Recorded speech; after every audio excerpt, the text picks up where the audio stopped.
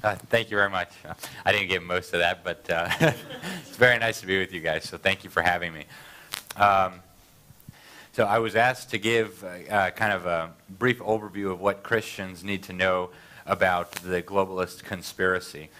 And I think in one sentence, the short answer is, who's in charge? Satan. And we know God has given us certain commands. God has ordained certain things. God has ordained nations into existence. After the Tower of Babel, he separated people and gave them different languages and brought nations into existence. And so it's only natural that Satan hates all things that are ordained by God, including nations. And that is why we have this ideology of globalism pushing to abolish nations and create a one-world system. So what I want to do with this presentation is just give you a very short overview of the people involved, right? We're remembering that Satan is in charge. He has many useful idiots and willing agents who are doing his work here in the world. So in America, we call this globalist conspiracy, we call them the deep state. And even Donald Trump has been talking about this a lot lately. And so we have now a poll they did in America. They found that 74% of Americans recognize that we have a deep state. And on a superficial level, when people think of this deep state, they're thinking of a government inside the government or behind the government. And we do have this. In fact, we have a layer of the bureaucracy that most Americans don't know about called the Senior Executive Service that runs the federal government without any checks from the American people. They kind of do whatever they want. And this man, his name is Richard Higgins. He was the director for strategy and planning at the National Security Council, which is a very high position in the national security apparatus of the U.S. government. He wrote a memo explaining that there is a deep state in the United States consisting of globalists, Islamists, socialists, communists, the media, and that one of their goals, he said they're using a Maoist insurgency to overthrow America, Donald Trump, and even the idea of America. And so in the government, we have 3 million federal bureaucrats, only at the federal level, and 3 million federal bureaucrats, government workers. And this chart here shows you how much money they gave to Hillary Clinton's campaign versus Donald Trump's campaign. The blue, of course, is Hillary Clinton. The red is Donald Trump. So now Donald Trump runs the federal bureaucracy, but everybody working in it hates him. So, and they have tools at their disposal, including more than 500,000 regulations with criminal penalties attached that can put you in jail if you break one, even without knowing it. And according to this liberal attorney, every American, every person in America commits 3 felonies per day without knowing about it. These are very serious crimes that you can go to prison for a long time for. And so this man here, Robert Mueller, is the one investigating Donald Trump and all his associates for Russia collusion. And he has all of these regulations he can use to bring down all of Trump's associates. And he's done that. He put Donald Trump's campaign manager, Paul Manafort, in prison. He put the National Security Advisor, Mike Flynn, in prison. He is working now on many others, including Jerome Corsi and Roger Stone, his advisors. And so now people are even scared to work with Donald Trump because they think this guy's going to come after him. So in the deep state, we have the intelligence community. And they have been very clear that they were going to take down Donald Trump. In this tweet, they said he was going to die in jail, that they were going to make him die in jail. On public, he said this. And here is the Democratic leader in the Senate. And he also says that the intelligence communities will destroy Donald Trump for what he's been doing. And I could speak for hours on the crimes of these intelligence agencies, but I'm just going to give a few examples of the problems we have. So they say now they're protecting us from Islamic terrorism, and here we have a memorandum from our Defense Intelligence Agency. It's the leading military intelligence agency in the United States, where they actually say we are supporting Al-Qaeda, we are supporting the Muslim Brotherhood, and we want to create a Salafist principality, an Islamic principality in eastern Syria. And today we have this principality. It's called ISIS. and it's chopping off the heads of our brothers and sisters in Syria and crucifying them, literally. And Donald Trump knows this. He said on the campaign trail that Obama and Hillary Clinton were the co-founders of ISIS, and it's true. Obama and Hillary were the co-founders of ISIS, and they belong in jail for that. And it's just one example of the kind of things that these conspirators use. They say they're fighting Islamic terrorism while they're actually creating Islamic terrorism. They say they're fighting communism, and actually they're supporting communism. And we have many, many examples of this. In Cuba, close to where I live, I'm from Miami, 90 miles from us is Cuba. They put Fidel Castro in power on purpose. And our own ambassador to Cuba said this publicly in Senate testimony. We are responsible for bringing Castro to power. We also, I could go on and on about their supporting communism. This man here was running the CIA under Obama. His name is John Brennan. And in 2016, he admitted publicly that he voted for the Communist Party candidate in the 1976 election. This was a Soviet agent named Gus Hall. And he admitted also that he told the CIA that he voted for the Communist candidate in 1980 when he did his background check. And instead of being fired and investigated, he was promoted until he became the director of the CIA. And so they say they're fighting communists, they say they're fighting Islamists, but now we know they're actually coming for us. And here's the list of 72 categories that we know from the Obama administration of who they consider to be potential terrorists and extremists.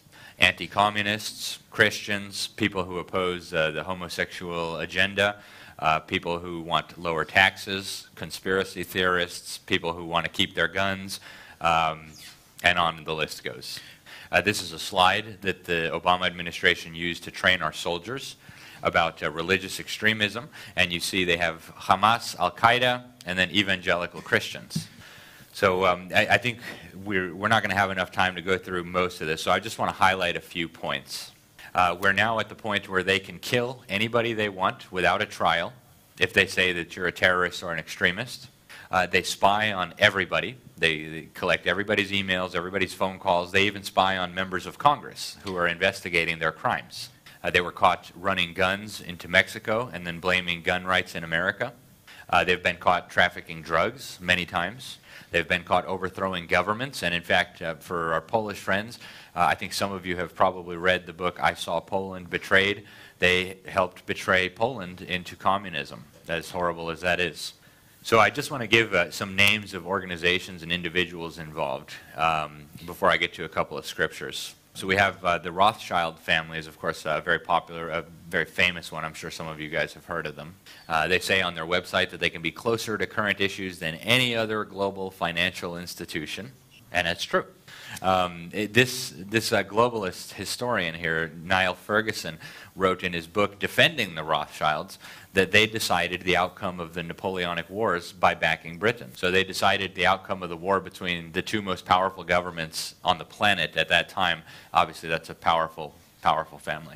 There's an excellent book, Wall Street and the Bolshevik Revolution, showing how many of these banking families helped finance the revolution in Russia and the spread of communism around the world.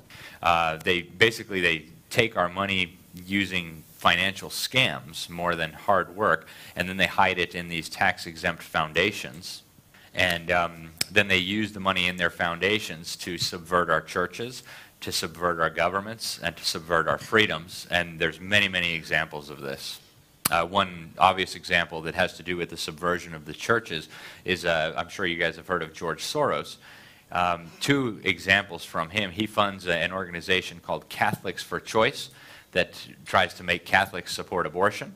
And he funds the subversion of evangelical churches and Orthodox churches as well. He creates training programs for pastors so they can teach their congregations to support the European Union and globalism and homosexuality and other things. Our Congress investigated these foundations in 1952, and the lead investigator, Norman Dodd, was told by the leader of the Ford Foundation that the goal was to merge the United States with the Soviet Union by completely altering American society.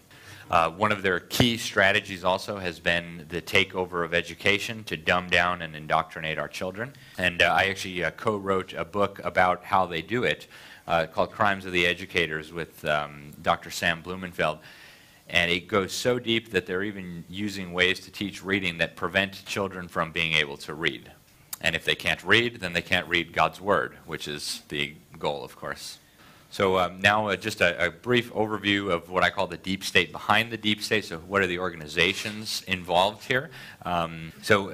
Before anyone calls me a conspiracy theorist, I want to quote David Rockefeller. And he says in his own autobiography that he is proud to be a conspirator working for a one world order against the best interests of his own country, working with a secret cabal. And we know from prophecy who it is that wants a one world order. So in America, at least, the main organization that's pushing this is called the Council on Foreign Relations. Thank you very much, Richard, and I am delighted to be here in these new headquarters. I have been often to, I guess, the mothership in New York City, but it's good to have an outpost of the Council right here down the street from the State Department. We get a lot of advice from the Council, so this will mean I won't have this far to go to be told what we should be doing and how we should think about the future. So there you have a leading American politician from the Democrat side saying the Council on Foreign Relations tells her what she should be doing and how she should think about the future. And here we have also on the Republican side admitting Council on Foreign Relations. Council on Foreign Relations, as Pete mentioned, I've been a member for a long time and was actually a director for some period of time. I never mentioned that when I was campaigning for re-election back home in Wyoming.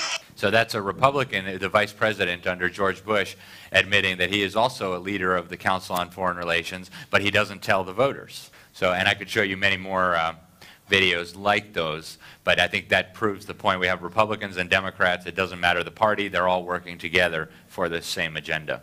And here you see some more of the members. You see that it's Republicans, it's Democrats, it's conservatives, quote unquote, and liberals. They're all working for the same agenda. And you see that every administration, Republican and Democrat, is filled with members of the Council on Foreign Relations. And a member of this organization for 16 years, he was an admiral in the Navy, came out afterwards, after he left, and he said that the goal is to create a one-world government and that almost all of the members are fanatically devoted to this goal. And they admit this in their own magazine. Here's one article that appeared where they talk about eroding sovereignty piece by piece to build this world government. Another key organization involved with this is the Trilateral Commission, founded by David Rockefeller and Mr. Zbigniew Brzezinski. He's Polish, if I'm not mistaken. And Brzezinski wrote a book in the early 1970s called America's Role in the Technotronic Era, I'm sorry. And in this book, he says basically America is obsolete, Marxism is good, Soviet Union has some problems, but Marxism is the next step in the evolution of humankind as we move toward this new era. And David Rockefeller liked the book so much that he created an organization with Zbigniew Brzezinski in charge of the North America side, and together they bring together the most influential leaders of America, Europe, and Japan to promote globalism. Another key organization here is the Bilderberg Group. It's about 150 of the most influential people in the world coming together once per year in secret. And their members have admitted in public that their goal is to create a world government and that they're establishing policy in their little secret meetings. And in fact, I've been to two of them, once as a journalist, once as an uninvited guest. Maybe that's a story for another day, but they're up to no good. And the next organization, I just have a couple more minutes here.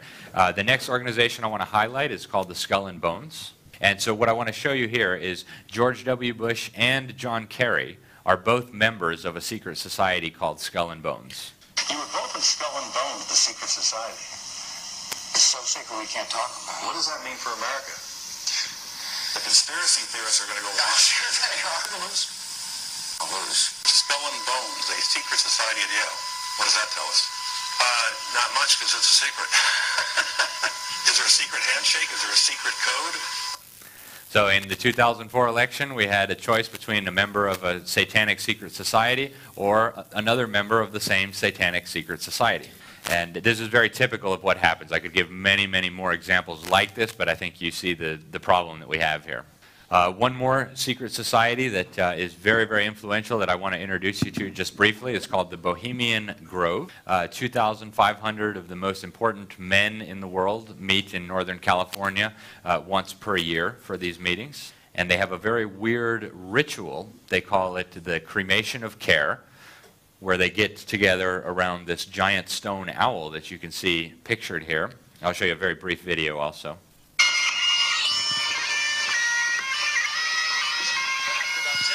Of music, suddenly all around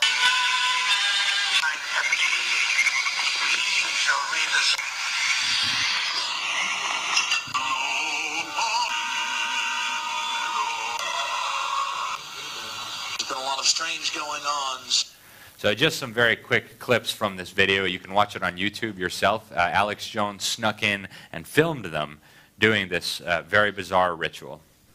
And they burn at the foot of this owl what they say is a fake baby. Very, very bizarre. And so if a non-Christian is watching this, I wonder what their explanation is for this bizarre thing. And this organization is so important that Richard Nixon, who was our president, said the most important speech he gave was at the Bohemian Grove. And we know from hacked emails that they hate Trump. So it's very, very strange. And I just want to close with a few scriptures here, because now we've seen a lot of the people involved. But we need to recognize that this is not just people, that this is actually a spiritual battle. And so in Ephesians 6:12, God's word tells us that we battle not against flesh and blood, but against principalities, powers, and against the rulers of the darkness of this world, and against spiritual wickedness in high places. And so God is very clearly telling us that we're dealing with wickedness, with spiritual forces, not just bad people. And then I also wanted to mention Psalm 2:2, because God's word tells us about what we're dealing with here. So yeah, God tells us that the kings of the earth are conspiring against the Lord and his anointed. But then 2 verses later, God also tells us that he sits in the heavens and he laughs at these people. So it's true, Satan and his minions want to create a world government controlled by themselves, and they want to overthrow everything that God has ordained, including the family, including proper government, including everything that's right and true.